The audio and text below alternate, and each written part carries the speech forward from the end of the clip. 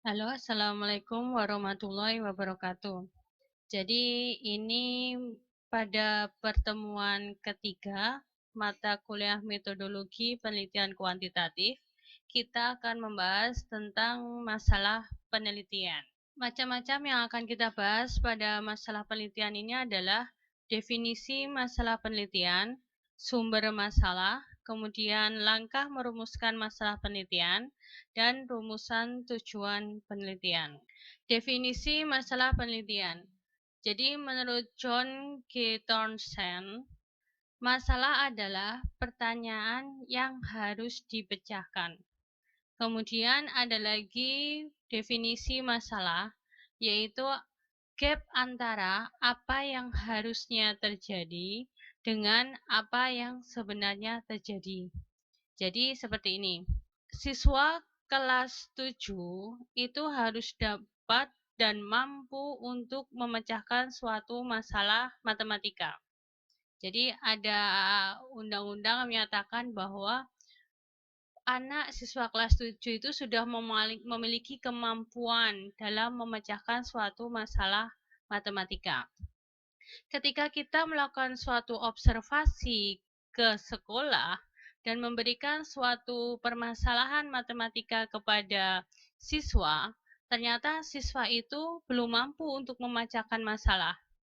Jadi untuk memahami masalah, mereka masih bingung apa yang harus dilakukan untuk menyelesaikan masalah ini. Jadi itu yang menjadi gap, perbedaan yang harusnya dia sudah mampu, tetapi di kenyataannya dia belum memiliki kemampuan tersebut. Nah, ini adalah suatu masalah yang harus dipecahkan. Kemudian sumber masalah penelitian.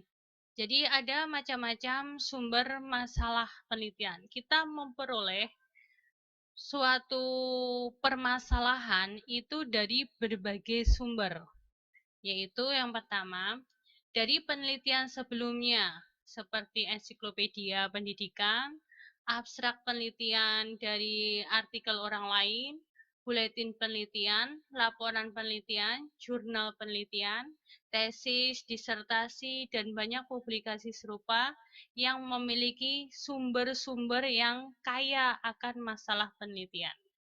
Kemudian yang kedua adalah tugas buku teks, tugas laporan, makalah yang menyarankan daerah tambahan dari suatu penelitian yang dibutuhkan. Jadi ada dari suatu laporan penelitian yang menyatakan bahwa di daerah ini perlu loh diberikan suatu penelitian dengan masalah yang sudah diutarakan oleh suatu peneliti tersebut. Jadi ada penelitian lanjutan dari suatu penelitian yang sudah ada. Kemudian yang ketiga adalah ruang kelas, sekolah, rumah, komunitas, dan lembaga pendidikan lainnya adalah sumber yang jelas. Jadi sekolah itu sekolah itu adalah sumber masalah untuk dijadikan sebagai penelitian. Jadi tentang siswa harus memiliki kemampuan tertentu, tetapi ternyata belum. Jadi kita bisa melakukan suatu penelitian untuk meningkatkan kemampuan tersebut.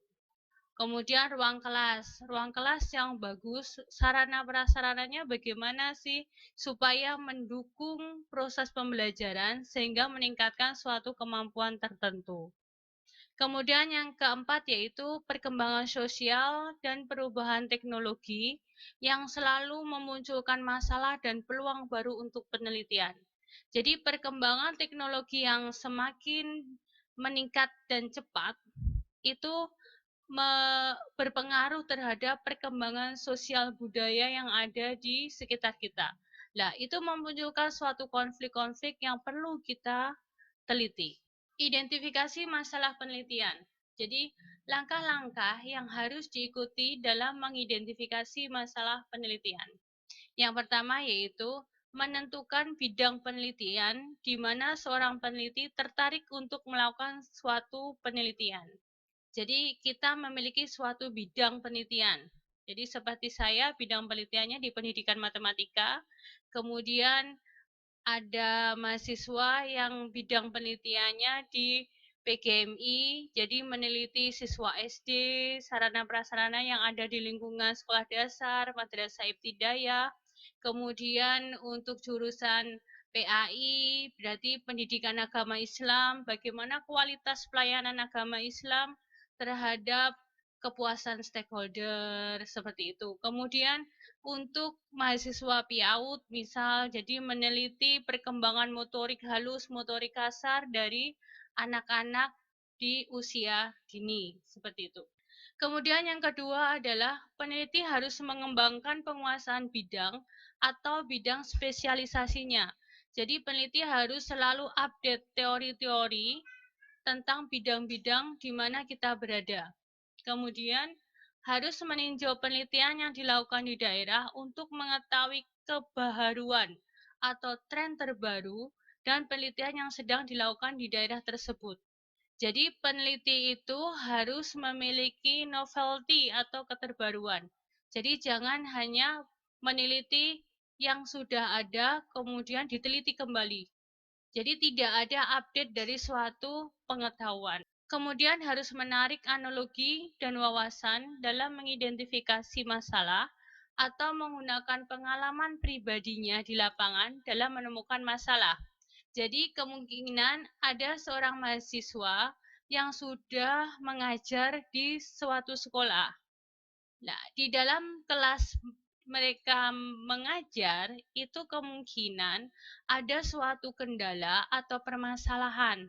Nah, itu bisa dijadikan sebagai masalah yang akan diteliti. Kemudian harus menunjukkan aspek spesifik dari masalah yang akan diselidiki. Jadi masalah itu harus spesifik, tidak terlalu meluas, sehingga jelas apa yang akan diteliti. Kerlinger telah mengidentifikasi 3 kriteria berikut dari pernyataan masalah yang baik. Masalah itu harus dinyatakan dengan jelas, tidak ambigu dalam bentuk pertanyaan. Jadi harus jelas permasalahannya. Kemudian suatu masalah harus berkaitan dengan hubungan antara dua variabel atau lebih. Jadi harus memuat suatu variabel, kemampuan yang akan diukur. Bisa variabel dependent atau variabel independent dalam penelitian kuantitatif. Variabel independent adalah variabel bebas, variabel yang mempengaruhi dari variabel dependent, yaitu variabel terikat. Kemudian harus dapat menerima pengujian secara empiris. Tujuan asumsi tentang suatu masalah, yaitu untuk membuat pekerjaan penelitian layak. Kemudian untuk membatasi ruang lingkup masalah. Jika masalah itu tidak dibatasi, maka permasalahan itu terlalu meluas. Untuk menetapkan kerangka acuan yang tetap. Jadi jelas kerangka berpikirnya. Aspek batasan suatu masalah dibatasi pada variabel-variabel tertentu yang harus disebutkan dengan jelas dalam masalah. Aspek batasan suatu masalah, yaitu dibatasi pada variabel-variabel tertentu yang harus disebutkan dengan jelas dalam masalah. Jadi variabel-variabel yang akan digunakan dalam suatu penelitian itu harus disebutkan dengan jelas dalam masalah. Kenapa harus mengukur kemampuan pemecahan masalah? Kenapa harus meneliti kemampuan berpikir kreatif siswa? Nah, kenapa ada masalah apa dengan kemampuan berpikir kreatif siswa? Nah, itu harus disebutkan. Kemudian dibatasi pada area atau tingkat seperti tingkat dasar, tingkat menengah, perguruan tinggi, atau universitas. Jadi, masalah kita itu ada pada ruang lingkup mana? Misal PGMI itu ada pada tingkat dasar. PAI bisa pada tingkat dasar, bisa pada tingkat menengah maupun tingkat menengah atas. Kemudian dibatasi untuk metode yang terbaik. Jadi suatu masalah itu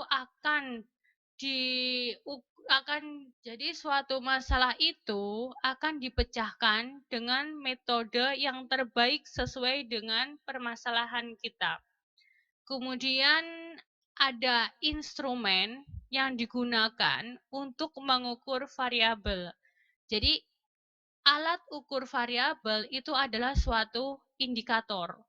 Jadi contohnya kalau kemampuan pemecahan masalah itu memiliki 4 indikator, yaitu memahami masalah, merencanakan penyelesaian, kemudian menyelesaikan, dan mengevaluasi hasil penyelesaiannya atau memberikan umpan balik. Kemudian dibatasi pada teknik yang paling tepat. Evaluasi suatu masalah. Yang pertama adalah apakah masalah itu dapat diteliti? Jadi, kalau kita memiliki suatu masalah, maka kita harus memiliki keyakinan bahwa suatu masalah itu dapat diteliti. Kemudian, apakah masalah itu memiliki keterbaruan? Jadi, masalah itu harus ada keterbaruan atau novelty-nya. Jangan masalah yang dibuat itu masalah yang sudah diteliti oleh orang lain, kemudian Anda teliti lagi, tetapi tidak ada keterbaruan dari peneliti sebelumnya. Kemudian masalah itu harus signifikan, harus jelas permasalahannya. Kemudian apakah masalah tersebut layak untuk diteliti? Jadi yang keempat ini berkaitan dengan yang pertama, apakah masalah itu dapat diteliti? Setelah dapat diteliti, apakah masalah itu layak untuk diteliti? Seperti itu. Jadi pembahasan pada rumusan masalah semoga dapat dipahami dengan baik dan terima kasih banyak. Assalamualaikum warahmatullahi wabarakatuh.